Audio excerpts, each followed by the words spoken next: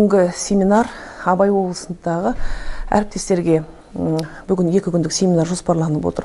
Бұл жерде мектеп тұлға тәрбиесі деп аталатын семинарда негізінен тәрбиенің бағыттарындағы баланың жан-жақты дамуына мектеп тарапынан қалай қолайлы жағдайлар жасалады.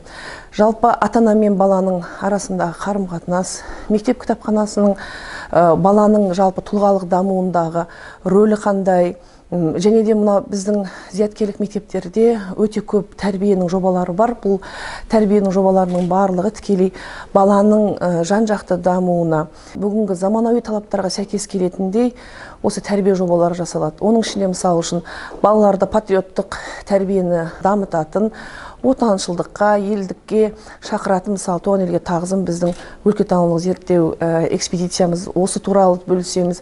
Ата-аналардың қатысуымен өткізілетін ата-ананың жұмысындағы 1 күн немесе 10 күн, 2 апта ауылда, сол секілді қазақша Википедия, жалпы қазақша контенттердің Википедия жобасында көптеп жазылу, жалпы қазақ тілінің қолданыс аясын кеңейту мақсатында біздің оқушыларымыздың жаңағы ғылыми мақалаларды әзірлеуі.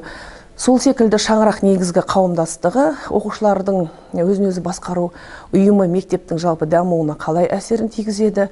Шаңырақ қауымдастығының тікелей үлкен сынып пен кішкентай сыныптың арасындағы өзара бауырмалдық, қарапайымдылыққа, қолдауға бағытталған осындай шаңырақ қауымдастығы туралы айтылады.